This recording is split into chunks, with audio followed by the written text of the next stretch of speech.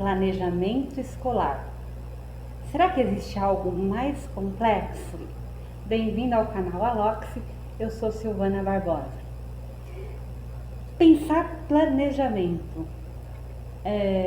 Como professora, gestora, acredito que seja uma das coisas mais difíceis de se fazer dentro de uma escola.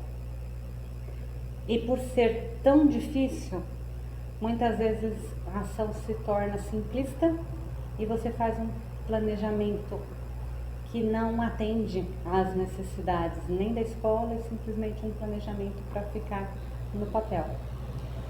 O planejar é você saber exatamente aonde você quer chegar. Só que para você saber exatamente aonde você quer chegar, você precisa saber exatamente aonde você está. E aí, quando se trata de escola, é extremamente complexo. Como saber numa escola onde você está, se você acabou de chegar na escola? Então você tem que fazer aí uma avaliação prévia dos seus alunos muito rápidas, e a partir dessa primeira impressão você vai fazer um planejamento aonde você quer chegar, e aí você tem que estar corrigindo as rotas a cada período de meses e semanas, dependendo qual que é aí a sua atividade que você vai realizar. E quando o planejamento se imagina planejamento escolar como um todo, aí a complexidade se torna muito maior. Então, se você tem uma escola só de um setor, por exemplo, só alunos das séries iniciais, o planejamento ele é um pouco mais simples, ou se é só do ensino médio. Se você tem uma escola onde tem todos os segmentos, aí esse planejamento ele com certeza ele vai se tornar mais complexo. Para você fazer um bom planejamento, como eu falei, você tem que saber onde você está, para onde você quer ir. Então você tem que fazer avaliações dos momentos anteriores. Você tem que ter horas de conversa com os professores dos anos anteriores.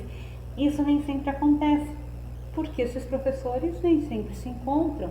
E o professor do ano anterior não está lá mais, ele foi para outra unidade escolar. Então, como que você faz essas conversas? Você deixa relatórios dos seus alunos que vão te dar uma base, né, da onde que esse aluno está ou não está. Se é série inicial, ok, você faz um bom relatório de 40 alunos. Agora, se você é das séries finais ou ensino médio, você pega o professor de filosofia, que dá uma aula por semana, ele tem 16 salas. Como que você consegue fazer uma avaliação individual de 16 salas? Não é 16 alunos, é 16 salas, cada sala com 30 a 40 alunos. Então são situações muito difíceis que você acaba não conseguindo ter a noção exata de onde aquela turma está, o que aquela turma aprendeu. Então, com a experiência do professor, ele vai conseguindo perceber, mas ele não tem uma situação exata para se fazer um planejamento mais adequado no ano seguinte. O ideal é que o professor acompanhe a turma durante alguns anos, porque aí sim ele consegue fazer um planejamento sabendo o que aconteceu. Se ele é professor de história, então ele dá aula no 6º ano, 7º ano, 9º ano. Quando ele chega lá no final, ele conhece de fato esse aluno, ele teve uma convivência, ele sabe o que o aluno adquiriu, não? Então fica mais simples, né, esse processo de planejamento, porém não é uma coisa tão simples, porque ele vai preparar o planejamento para a sala A, para a sala B, para a sala D, para o primeiro ano, para o segundo, para o terceiro do ensino médio. Cada planejamento é uma situação, cada classe tem uma realidade. Tem classe que vai muito bem quando você dá seminário.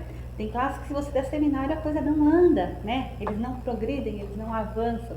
Então cada classe tem a sua peculiaridade. E aí o professor vai estar aprendendo no convívio mesmo para fazer um planejamento mais adequado, que atinja aí uma meta, né? E é muito importante a gente pensar em termos de meta, no meu ponto de vista, no planejamento.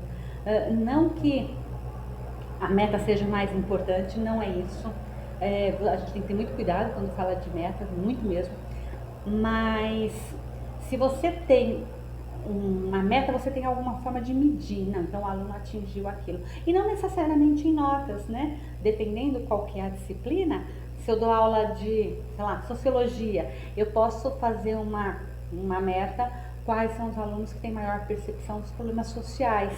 Não necessariamente aqueles alunos que tiram notas mais altas, porque às vezes o aluno ele tem até uma nota boa, mas ele não consegue ter uma percepção realmente clara. Ele faz uma devolutiva muito bem na escrita, mas a prática dele é um aluno preconceituoso, é um aluno que não consegue respeitar as opiniões do colega. Então, você consegue fazer metas diferenciadas nesse aspecto, né? E aí você consegue, sim, fazer um planejamento mais adequado para as suas aulas.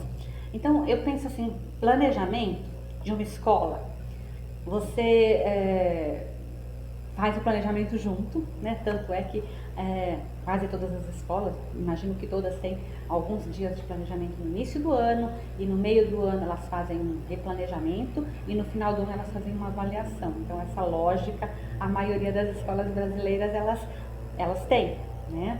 Então, quando você faz o planejamento inicial, você discute todos aqueles temas que eu passei na aula anterior, né, no vídeo anterior, que fala sobre a legislação, sobre o ECA, sobre a LDB, sobre a Constituição.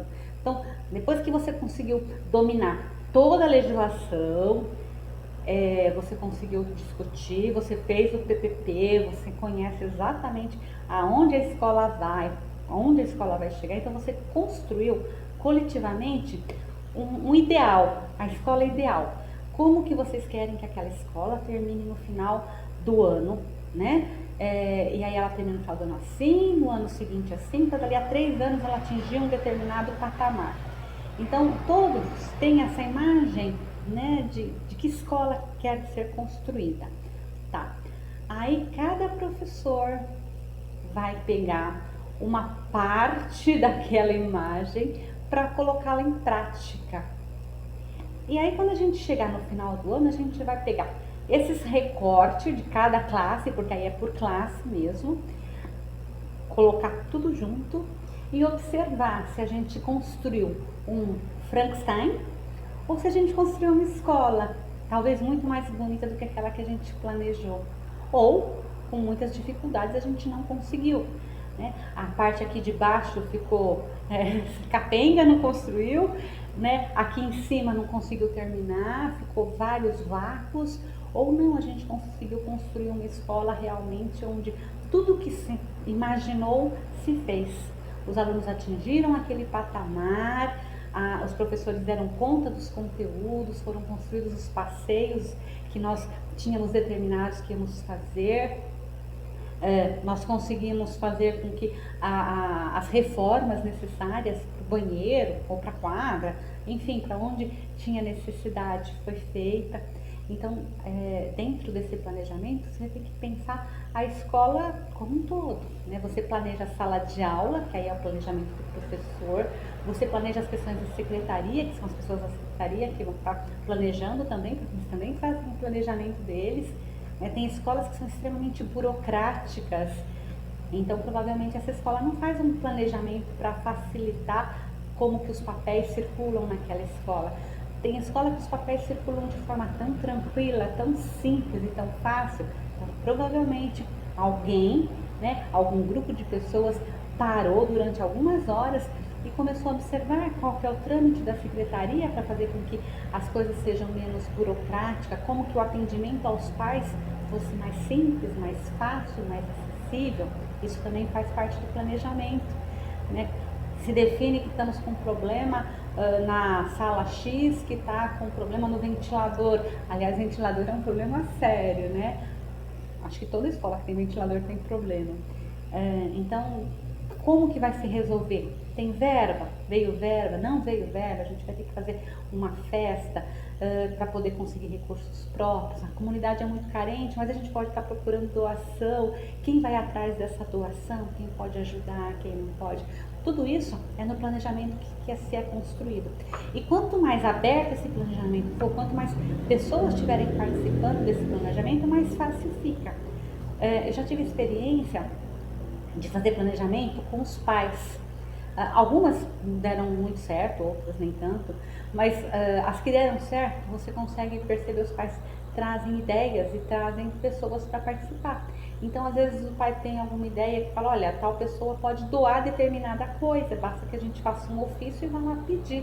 E se a gente não chama esse pai, a gente nunca vai saber que aquela pessoa, que às vezes nem é da comunidade, às vezes é um parente de alguém, é o patrão de alguém, ou é alguém da comunidade, e que está disposto a estar ajudando a escola de determinada forma. Isso vem como? A partir dessa participação da comunidade. Então, esse planejamento ele precisa ser feito pensando, né, essa lógica global da escola. Então, a escola ela não pode, no final do ano, ser uma coxa de retalhos onde cada um fez qualquer coisa. Elas têm que ter um casamento, né? Elas têm que ser uma peça de engrenagem, onde uma completa a outra. Então, o que se fez no primeiro ano é a base realmente para o segundo, que vai ser a base para o terceiro. Então, aquilo que estudou no primeiro ano do ensino médio, né, num determinado momento, fez um estudo do meio, ele vai ser importante para o segundo e não vai ser uma coisa solta. Então, uma coisa amarra com a outra. Então, esse planejamento, com certeza, ele vai ser mais produtivo em termos de aprendizagem. Vai ser cada um atirando para um lado, vai ser todo mundo jogando as flechas para a mesma direção. Então você vai ter força, né? A física que diz isso, quando todas as forças vão para a mesma direção, a força fica maior. Então aí a importância de você fazer esse planejamento mais participativo e o mais global, né? E o professor, quando fizer o seu planejamento, ele ter essa noção ampla, né, da escola como um todo, como que ela vai funcionar durante o ano, para que ele também não se perca. E é importante que os alunos façam seus planejamentos também, né? Planejamento de estudo. Às vezes o aluno precisa dessa orientação do professor, porque às vezes ele não tem essa orientação em casa. Então, quanto tempo ele precisa estudar por dia? Atividade de casa precisa ser revista, precisa ser refeita.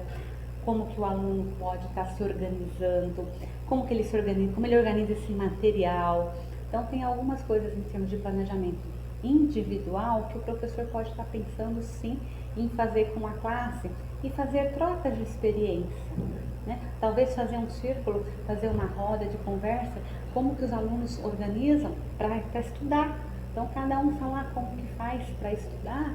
Aí aquele aluno que não tem tempo, assim, em termos de reservar um tempo para o estudo, percebe que o colega que tem uma nota melhor, ele reserva meia hora, 40 minutos, enfim, um tempo para estudar. Planejar a hora de dormir, né? Parece estranho, mas vamos conversar com a classe, como que está a questão de dormir, vocês estão dormindo mais cedo, vocês estão dormindo mais tarde. E aí o aluno também consegue ter essa percepção de que ele precisa estar descansado, e aí a gente percebe algumas situações, né, que não é caso de planejamento, mas de alguns alunos que estão dormindo muito pouco, porque ficam muito tempo na internet. Então eles vão deitar 9 horas, mas eles vão dormir mesmo 1, 2 da manhã ali no celular, e às vezes o pai não tem essa noção. Então é importante essa parceria no planejamento para que os professores passem isso para os pais, para que eles planejem, né, que horário que esse aluno vai ter acesso ou não ao celular, principalmente quando os alunos são pequenos. Quanto menor, mais complicado é, porque eles enganam mesmo. Eles falam que vão dormir, mas na realidade eles estão ali debaixo das cobertas vendo o celular. O planejamento ele não engessa, né, nenhuma aula. Pode ser que aconteça alguma situação assim de uma situação repentina que aconteceu, uma notícia, e precisa ser incluído aquilo dentro da escola, e o planejamento ele absorve isso. Não é porque eu não planejei trabalhar Covid que eu não vou trabalhar Covid. Então são situações que elas superam, né, qualquer coisa. Então aconteceu um terremoto, aconteceu um acidente, um incidente, alguma coisa ligada à natureza e que é pertinente ser estudado naquele momento e não estava no planejamento, ok, vamos estar colocando, né, respeitando, lógico, as orientações. Então, como é que você coloca vai fazer uma coisa que não está no planejamento? Tem que estar fazendo um adendo, mas quanto a isso é muito simples, é só você estar conversando com a coordenação pedagógica e aí você consegue estar fazendo um adendo. Ou então você não planejou mexer no telhado da escola e aí teve uma chuva absurda com vento e o telhado destelhou totalmente a escola. Então não estava no planejamento mexer no telhado, mas você vai ser obrigado a mexer naquele telhado naquele momento. Então o planejamento ele não pode ser algo fixo que te amarre, mas ele tem que te dar um norte. Senão você começa a fazer as coisas sempre no urgente, no urgente, no urgente e não chega a lugar nenhum. Você fica patinando, patinando e toma as decisões a partir do hoje, né? Então não é assim. Uma escola ela tem que ser construída pensando no seu objetivo que você quer atingir no final de um ano, ou 2, ou 3, ou 10. Né? A gente tem que ter muito claro essa questão de visualização de tempo. Então, meu aluno entrou no primeiro aninho, quando ele chegar no terceiro do ensino médio, ele tem que estar como? Então a gente tem aí um período, né, na história da escola dessa pessoa, desse cidadão, que ele precisa ser cumprido. Então, dentro desse planejamento a gente tem que ter uma lógica, né, senão as coisas ficam tanto quanto estranhas. Bom, então cabe, como eu falei no planejamento, que a gente faça algo de qualidade e sempre visitando e revisitando e visitando de novo. Até que a gente chegue no final do ano e chegue a uma conclusão. Atingimos? Não, esse planejamento não atingimos. Ele foi muito ilusório para que aí no ano seguinte a gente consiga colocar mais os pés no chão. Quanto mais o planejamento ele estiver focado na realidade, mais fácil é de transformá-la, porque aí você não fica na questão da imaginação. Eu imaginava que meu aluno sabia mais, eu imaginava que meu aluno sabia menos, eu imaginava que a escola estava assim, eu imaginava... Não, tem que saber, tem que fazer um diagnóstico. E aí o mais científico possível, né? Somos todos professores, sabemos fazer análises científicas, não pode ser no achismo, tem que ser a partir de bases científicas. Como é que se faz? Você pega dados reais da escola, né? Dados reais do aluno, dados reais da escola, dados reais da secretaria. Então aquilo que você quer planejar, você tem que estar pensando a partir de dados. Então se você tem dados concretos, consegue fazer uma boa análise dos seus dados, isso dentro de qualquer coisa, né? Dentro da sala de aula, dentro da secretaria ou dentro da gestão. Você sabe onde você está, você define aonde você quer chegar, o planejamento é como que você vai chegar lá. E eu espero que vocês façam aí em 2021 um planejamento maravilhoso, apesar de todas as dificuldades que a gente passou, né, por conta de 2020, mas com certeza a escola aos poucos retoma o seu eixo e aí a gente tem muito a construir, que a gente consiga atingir aí a escola de excelência que todos nós desejamos, né? Então agradeço a companhia de vocês, se inscrevam no nosso canal para estar recebendo as notificações dos nossos próximos vídeos. Até amanhã às 16 horas aqui no canal Aloxi.